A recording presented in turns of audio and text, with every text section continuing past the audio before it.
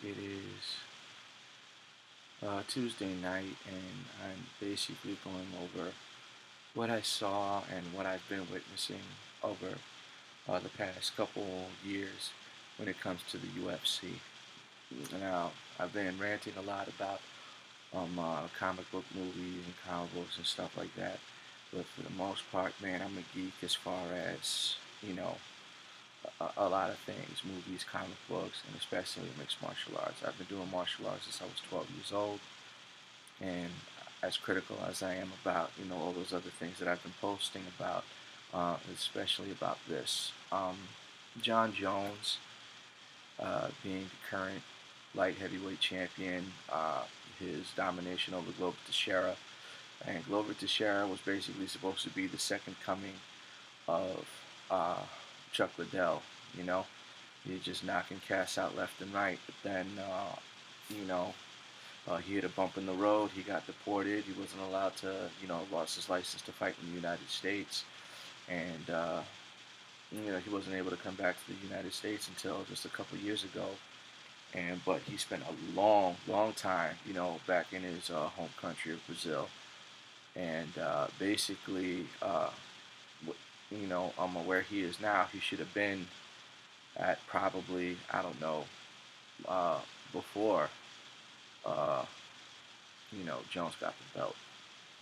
It might have been a completely different UFC if Glover Teixeira, was fighting, during that time. Now, the reason why, one of the main reasons why, not just because, uh, Teixeira's got too much wear and tear. It was like a 32 fight win streak, something like that, man. It was a ridiculous win streak. He just been, he's just been steamrolling guys, man.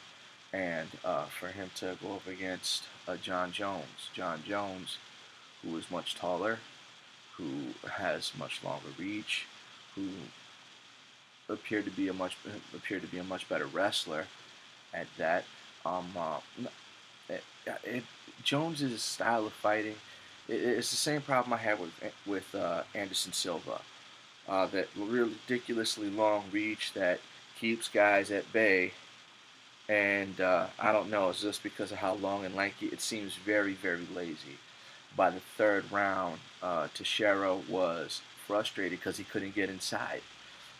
Almost reminiscent of Chuck Liddell versus Alistair Overeem in Pride in the 2003 Grand Prix.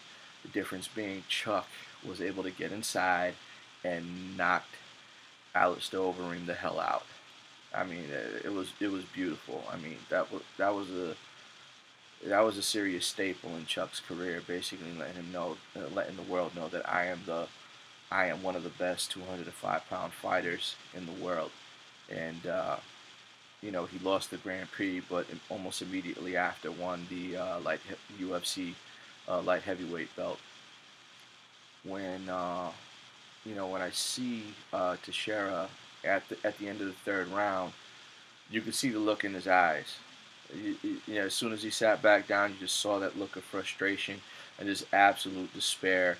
He was already beginning to doubt himself, and from that point on, Jones didn't even have to keep him at bay. He was able to get in close and did even more damage to him.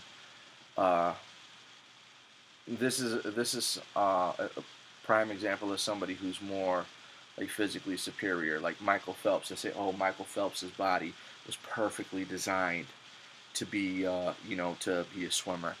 And to be perfectly honest, if that's if Anderson Silva was the model to be like the perfect fighter, John's Jones fits that persona, you know, to a T. That ridiculously long, lanky form. He's very flexible, and it's hard to get inside with him unless you're long and lanky yourself, like uh, Gustafson. Now Gustafson gave Jones a beating. Gustafson, beat him up so bad. Jones's lips looked like someone tried to flat iron a Tootsie Roll. It was just flat and swollen. It was ridiculous. It beat him ugly, man. And I was finally beginning to like say, okay, maybe I could start respecting John Jones as a champion because all the guys that he fought within the next couple of years are going to be released from UFC because they've been fighting too long. Their previous fighters from the previous generation, they're not over they're not over the hill, but they're not at their prime either.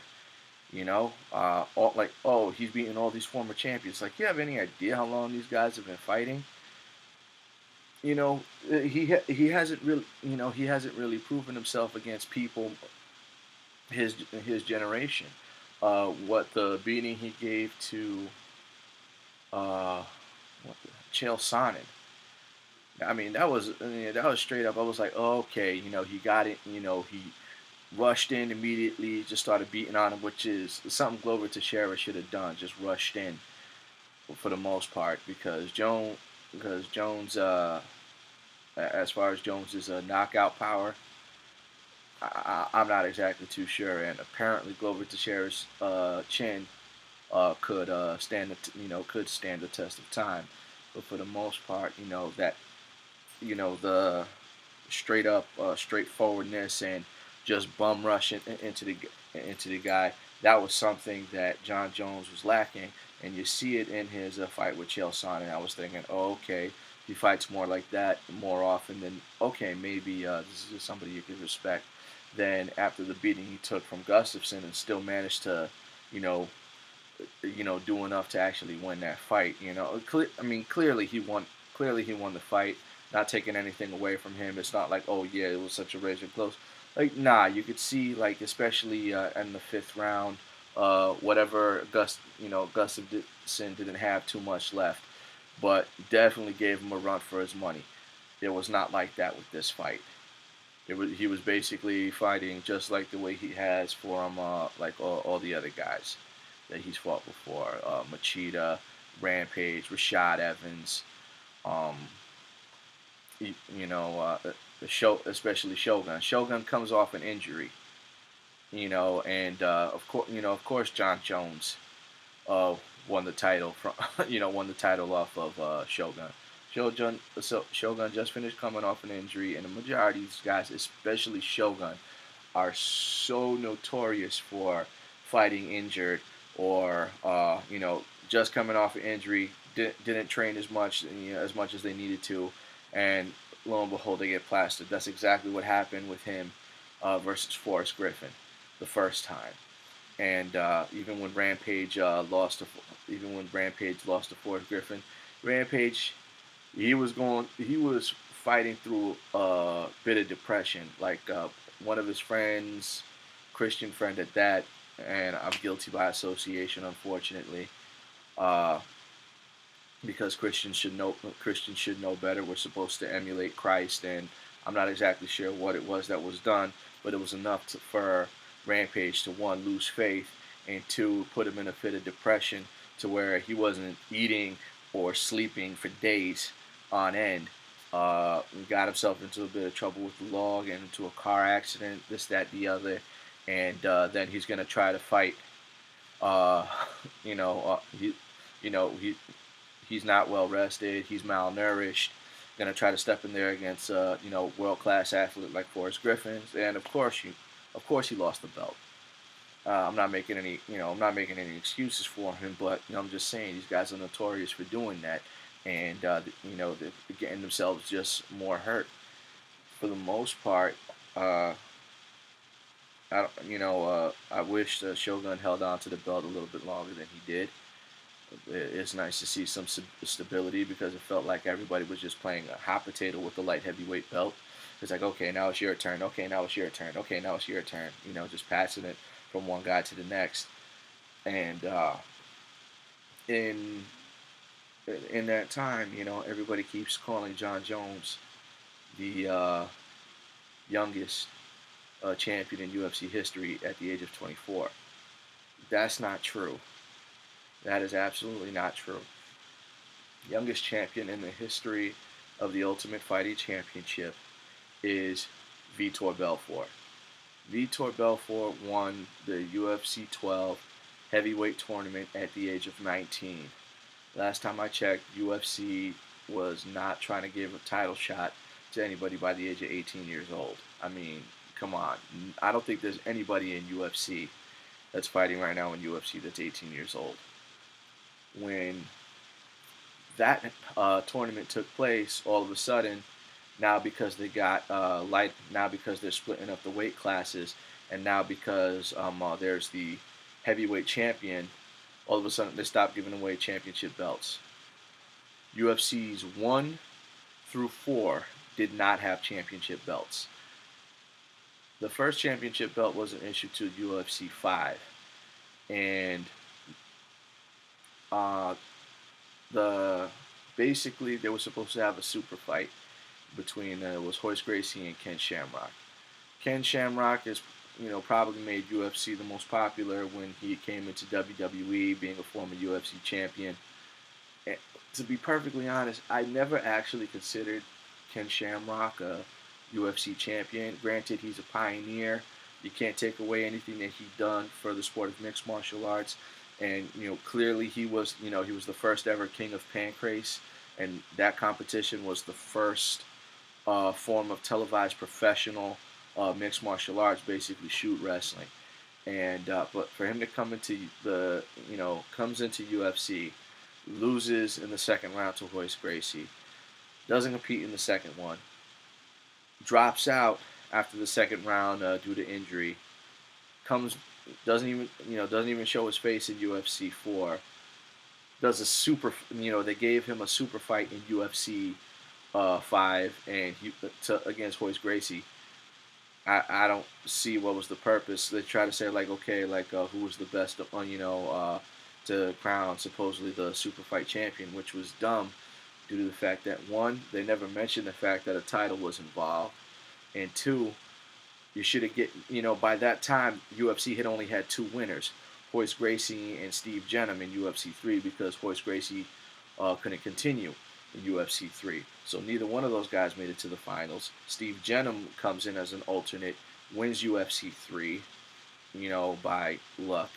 Tries competing in competes in UFC 4, drops out after drops out after winning the first round due to injury.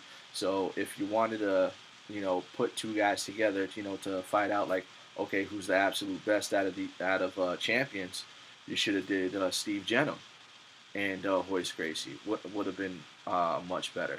But instead they put Ken Shamrock, and Ken Shamrock basically, neither one of them won. Shamrock didn't do enough to, he hurt him pretty bad.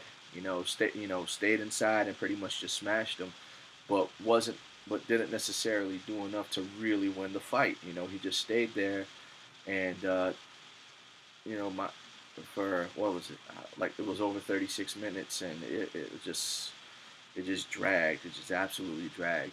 Then Dan Severn wins UFC 5, and that was the first championship belt ever given. UFC 6, Oleg Taktarov wins. This is the debut of Tank Abbott. But before the tournament finals, here's another super fight. Again, make no mention of there being a championship or anything like that. And this time it's between Ken Shamrock, who's already made his name in a couple of appearances in past few UFCs, and having fought Royce Gracie to a draw, the first person to ever do that. Fights against Dan Severn. Dan Severn just won UFC 5. Okay, great. He taps Dan Severn out with a choke. All right, all right, awesome. That works. Okay, cool. It's nice to see the super fights. Okay, great. He just won. They showed the replay of how it went down. All of a sudden, like I said, there was no announcement or anything like that. They just said super fight. All of a sudden, Ken Shamrock has a belt on his waist. Like, where the hell did that come from? There was never, they never said anything about it. I don't know if it was written in the program. I don't know if they thought that they implied it, but it was, it was never mentioned that there was going to be a championship for this. When Dan Severn eventually beats Ken Shamrock for the super fight title, having won Ultimate 95. Now Mark Coleman just finished winning UFC's 10 and 11. Now at 12, what they're going to do is, okay, they're going to combine the super fight title with the guy who just won the last two titles, and the winner between that is going to be crowned heavyweight champion. And that was pretty much how the weight division started.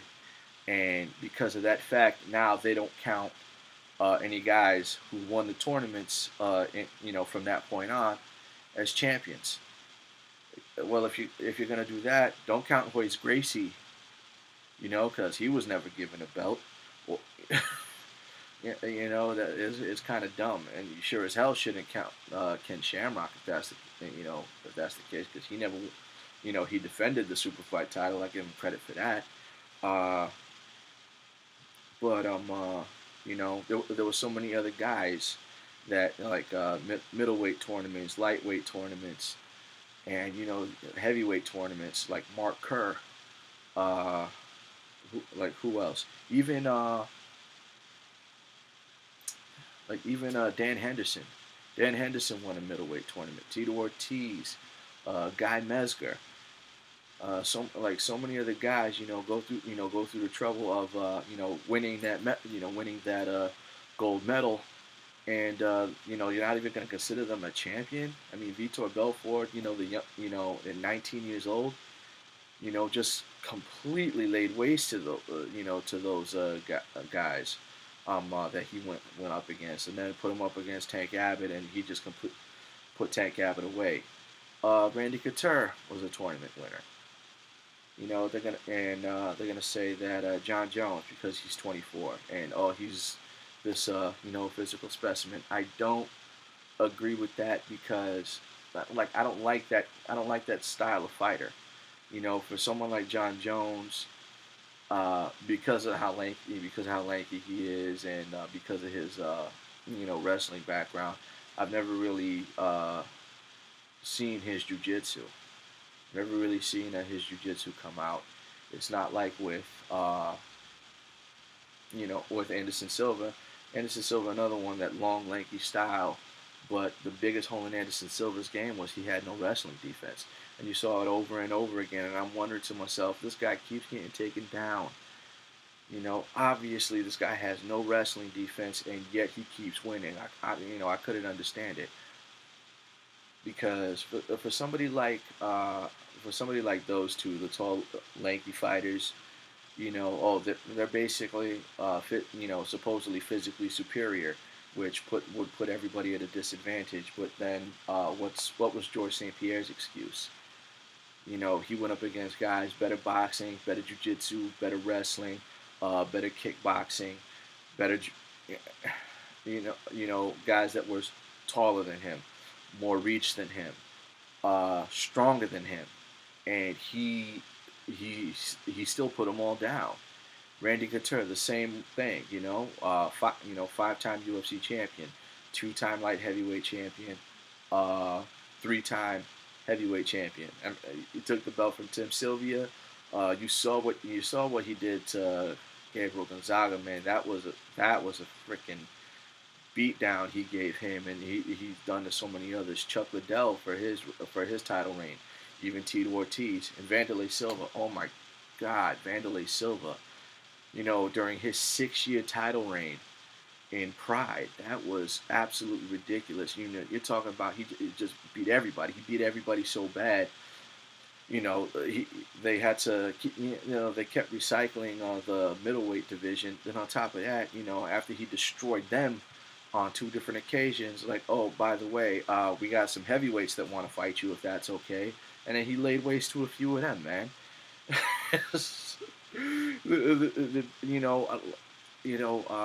These guys, they weren't tall, they weren't lanky, and they weren't necessarily the best at everything, and yet they absolutely dominated. So I see no reason, absolutely no reason why these tall, lanky guys are all of a sudden undefeatable.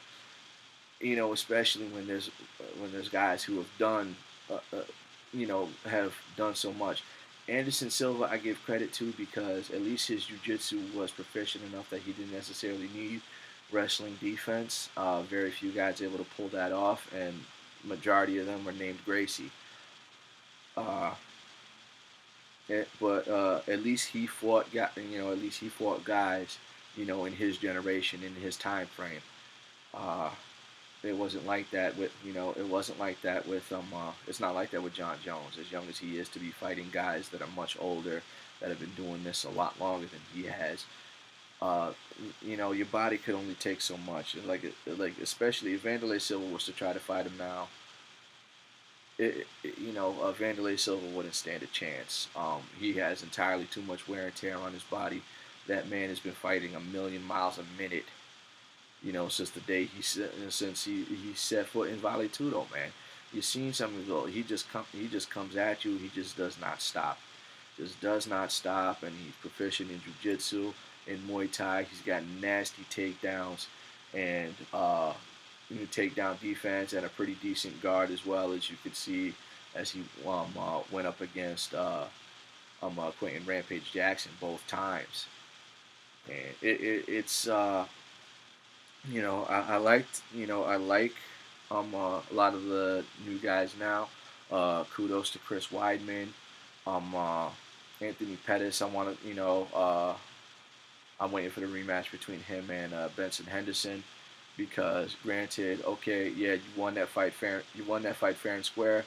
I really would like to have seen a lot more. I mean, hell, your last fight went the distance. This one goes down in less than 3 minutes. It was like, come on. Would have liked a little bit more of a show, but you know what? That's just the nature of the beast.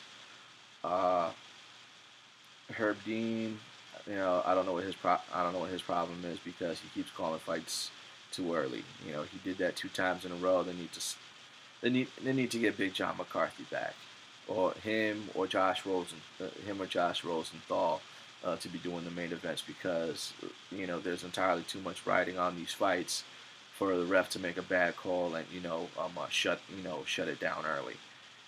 Anyway, John Jones is still champion. He's gonna have another bout against Gustafsson real soon, and I know a couple people that think that Gustafsson is probably gonna take him this time.